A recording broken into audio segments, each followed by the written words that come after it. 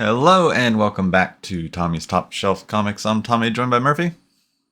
Hello. We're back with this week's top 5 comics for the week. Plus, we're going to talk some distillery at the end. So stick around for that. We got some exciting new news out of that publisher. But first off, we have next week's top 5 comics, which makes them this week's top 5 comics. So we're going to start with number 5. One I was excited about and can't wait to jump in on. Haven't started it yet. Wolverine Revenge, number 3. Specifically the red band edition. The red band edition. You need more. Yeah. You need more gore. I mean, it's Capullo. Yeah, exactly. The brutal battles of Wolverine Revenge 3 are expanded in this red band edition, featuring exclusive pages, and they all come polybagged. But outside of the, whatever the explicit content is, this story is really cool. For Hickman and to be doing it together, like I'm all about it. Yeah. I expect it's probably not going to last for a super long time, so definitely read it while it's out. It's worth the read. Absolutely. But moving on to our number 4, we got Amazing Spider-Man, number 60, the special oversized finale. Zeb Wells says goodbye to the Amazing Spider-Man in style with his collaborators John Romita Jr., Ed McGuinness, and some other special surprise guests. When one era ends, though, another begins as the 8 Deaths of Spider-Man gets a special prelude by Joe Kelly. So that's what we're moving into next.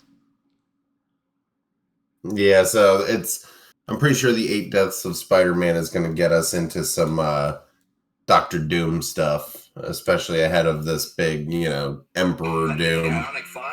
Right, which is happening next summer. This Emperor Doom. Emperor Doom starts in, I think, the spring. But yeah, so that the 8 Deaths of Spider-Man is going to lead into some of that stuff, but just as Spider-Man himself. But either way, this is Zeb Wells' last issue. Up in the air about how I felt about it at times, but all in all, I think it was a good kind of back to earth type of status quo shift for Spider-Man. Zeb Wells did a great job introducing a lot of street level. Yeah. No, I do really like when it is just down to earth neighborhood Spider-Man. Yeah, like Tombstone was a huge focus, things like that. So I'm definitely ready to kind of revisit the whole thing now that it's all done. Yeah. But yeah, he stayed on for I think 6 or 7 more issues than he was supposed to. Cool. Just to tie some things up. Yeah, this is one I want to catch up on. I think I left off around 14 or 15 or something. Catching up on, we'll talk about it at the end, but I've been catching up on some more other things. I mean, I'm going to have to reread and figure out what's up with these babies, because we did talk about that a little bit last week. Yeah. He got weird with it.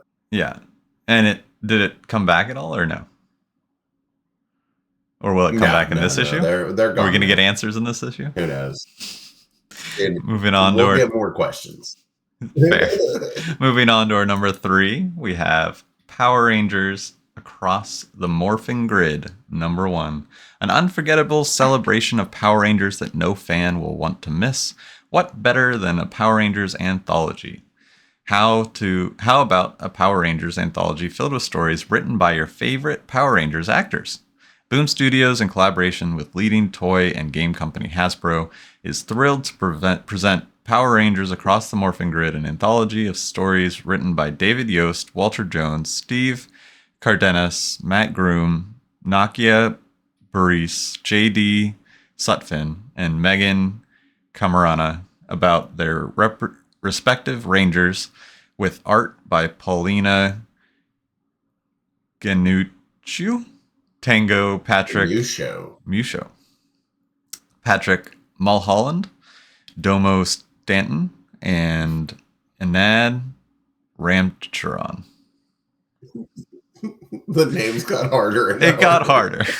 This epic, oversized issue will feature a main cover by Jikiru from Wild's End, along with variant covers by Riley Rossmo, Goni Montez, and Matt Taylor. Because what would be a Power Rangers book without a bunch of variant covers? Oh, hell yeah. Especially a one-shot, you know? Mm-hmm. But no, I like what Power Rangers has done recently, like especially involving the old actors, you know? Like having Across them media too, write not their just own comics. stories. Yeah. Yeah, yeah. I mean, they've done a lot, and it's a cool idea to have somebody who and the character means something too specifically for their career. Yeah.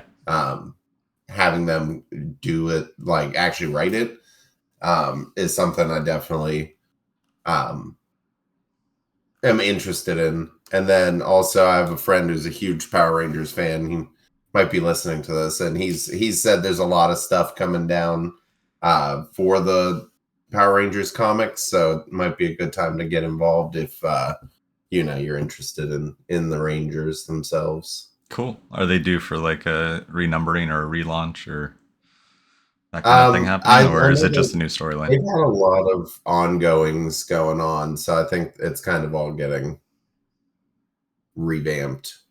Like Star Wars is? Yeah, Cool. a new era. But moving on to our number 2, we got Devour. It happened on Hyde Street. Number 1. So this one is look thin or die trying. With an impending wedding, Lily needs to lose weight to fit into her wedding dress, but struggles to shed some pounds. And what's worse, her super thin grandmother relentlessly disparages Lily's approach, instead lavishing praise upon a quick fix miracle supplement called Devour.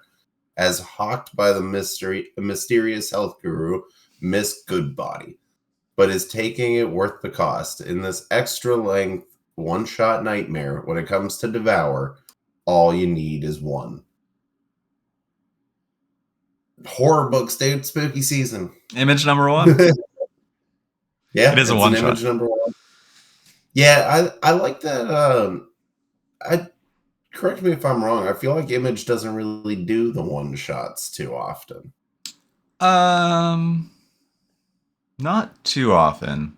It's usually tied to something recently. else. It's not its own thing. They have done it, but it is typically supplementing another story or starting another story. This sort of is like that. So Hyde Street is another Image ongoing that's a horror anthology. Yeah. And then it happened on Hyde Street, all under the Ghost Machine imprint. They're, going to be one shots about the characters mentioned in Hyde Street. Yeah. The Ozempic edition. So, yeah. Yeah, so it's a cool again, more horror comics. Yeah. It's a great time for them. Oh yeah. And speaking of horror, we got Come Find Me, an autumnal offering. New 56-page Autumnal? Autumnal? Autumnal? I don't know. It's a hard word. New 56-page one-shot from DSTLRY in Come and Find Me.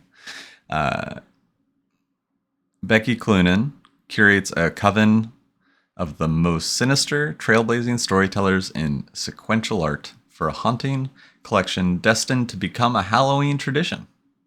Within these pages, Cloonan unearths a corpse with 2 coins laid over its decaying eyes. When an opportunistic thief robs the cadaver of its last possessions, a sinister curse erupts, dooming all it touches. Hamlet Machine presents a chilling tale of a musical demon who makes Faustian pacts with unsuspecting victims, creating minor key symphonies of human pain. Celine Loop and 2 other secret contributors join this insidious bonfire to conjure a modern all-female descent into folk horror dread. Come Find Me also offers a first look into the world of Clunan's Next Distillery series, making this volume a perfect collector's item. Hot off the creator's sold-out modern erotic horror masterpiece with Tula Latoy, Somna, an eerie confirmation of the new face of comics horror, Come Find Me is guaranteed to provide restless nights and racing pulses in a season of bonfires and falling leaves. Spooky season. Spooky season. I don't know. I don't know. This is gonna be the next one shot, kind of like the Devil's Cut was. Yes. Where it showed you like what everything was like what all was coming from Distillery. Yeah. But seemingly this one's just centered around, female-led horror stories. Which I mean I'm all about, and also Somno was so good. I don't know if you read that one, but like the art and then the story too was so good. Worth picking up. Yeah, and I think they have like now that it's over, they have probably like a collected edition of all three. They have a hardcover trade, but do they? Yeah, I think that's what they're doing. They're all hardcover when they come out. I like that. I was curious. Yeah, so that's an interesting, a good way to collect them too. I might do there's it that been way. a lot. Yeah, I thought about that. But you know me, I just love picking stuff up. Yeah, that's fair. I don't know. It's the whole thing with the different size. You can see from the preview here that it's not a normal sized comic. It does not fit into your normal bag and board. It is much wider, which is an awesome reading experience, but which is what it should be, right? Like you want a comic to be a better reading experience. Yeah. I find that the extra space does help a lot in the art, but yeah, that is true. These books are able to do a lot with the art, because of extra page. Yeah. Otherwise, I mean, all the stuff they've teased from Distillery. This is a cool one to start off, like the next era. Absolutely. But speaking of our main topic, we got a big announcement. Romita Jr. is coming to Distillery. A new hero for a new generation.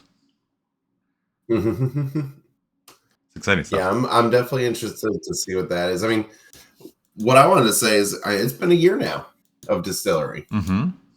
The first book that came out was that Jock book, Gone, and that was at the beginning of October last year. So, new.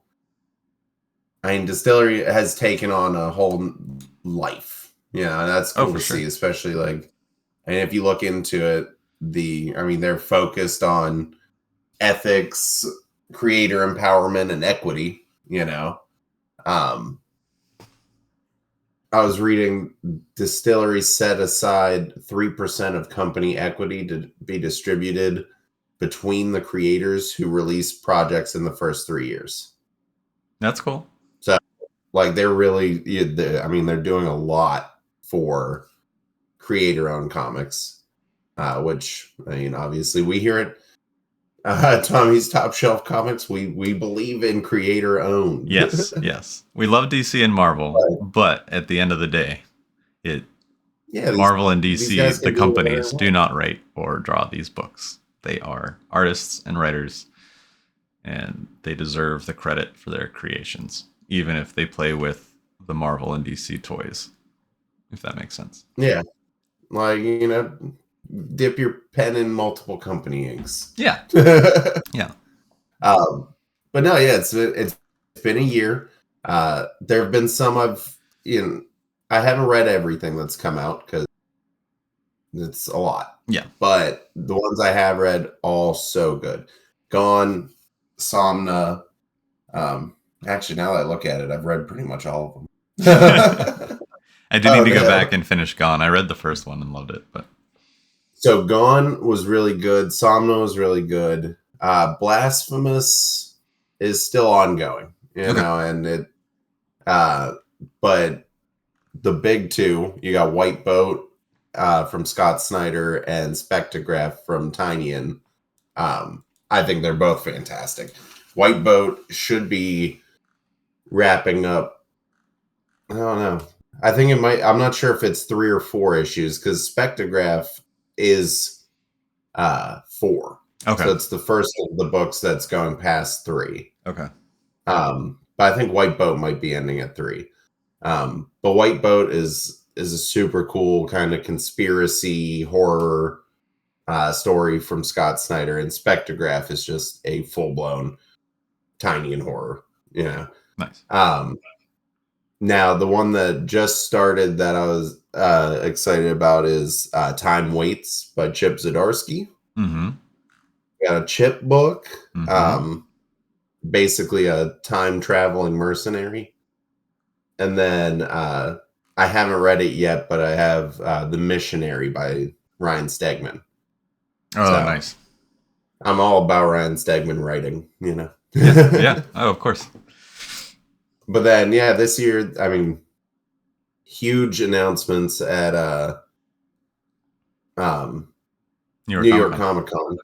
So they announced 11 more creative teams with some big names in there. But then also now we've gotten the notice that on top of those ones that got announced, then like you said, John Romita Jr. too. So you're getting legends going over there. Exciting stuff. So I'm excited to see what the next year of Distillery Comics gives us. Having to figure out how to store them, that's another thing. But yeah, sure. I got this CGC long box that works right. There you go. But it's just great to see so much emphasis being put on creator owned. Oh yeah. And they're not disappointing. They're not putting out bad, no. bad comics. No. Everyone I've read, I've enjoyed. I really like Time Waits. Now, obviously, I'm a Chip Zdarsky fanboy. Of course. But I'm excited for that. But I would say so far my favorite has been White Boat. Okay. The Scott Snyder. Yeah. Like if you have it or see it, check it out. Cool. Well, anything else before we call it a wrap? No, I think that's good. Cool. Let us know in the comments what your favorite of Distillery's books has been so far. Absolutely. But cool. Until next week, where this week's comics are last week's comics and next week's comics are this week's comics. We'll catch you guys later. See ya.